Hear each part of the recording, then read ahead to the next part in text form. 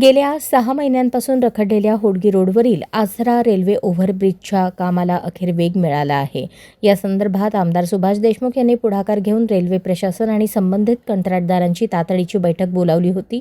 या बैठकीत येत्या पावसाळ्यापूर्वी कोणत्याही परिस्थितीत ब्रिजचे काम पूर्ण होऊन तो जनतेसाठी खुला झाला पाहिजे असे स्पष्ट आणि कडक निर्देश आमदार देशमुख यांनी दिले. आमदार सुभाष देशमुख यांच्या जनसंपर्क कार्यालयात ही महत्त्वाची बैठक पार पडली.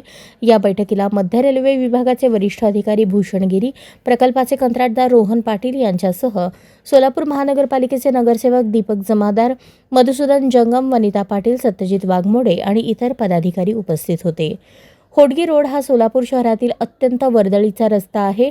आसरा ब्रिजचे काम रखडल्यामुळे गेल्या 6 महिन्यांपासून या भागातील वाहतुकीचा मोठा खोळंबा होत आहे.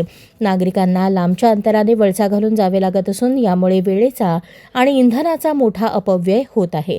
बैठकीदरम्यान आमदार देशमुख यांनी कामात होत असलेल्या विलंबाबद्दल रेल्वे अधिकारी आणि कंत्राटदारांना जाब विचारला. तांत्रिक कारणांमुळे काम थांबले असेल तर त्यावर तातडीने तोडगा काढून मनुष्यबळ वाढवण्याच्या सूचनाही त्यांनी दिल्या. आसरा ब्रिज पूर्ण झाल्यामुळे होडगी रोड, विमानतळ परिसर आणि सैफुल भागातील नागरिकांचा प्रवास सुखकर होणार आहे. या बैठकीमुळे रखडलेल्या प्रकल्पाला नवसंजीवनी मिळाली असून आता प्रत्यक्ष कामाला गती मिळते का याकडे सोलापूरकरांचे लक्ष लागले आहे. अशाच नवनवीन अपडेटसाठी जनता राज्य न्यूज चॅनलला सबस्क्राईब करा, लाईक करा आणि शेअर करायला विसरू नका.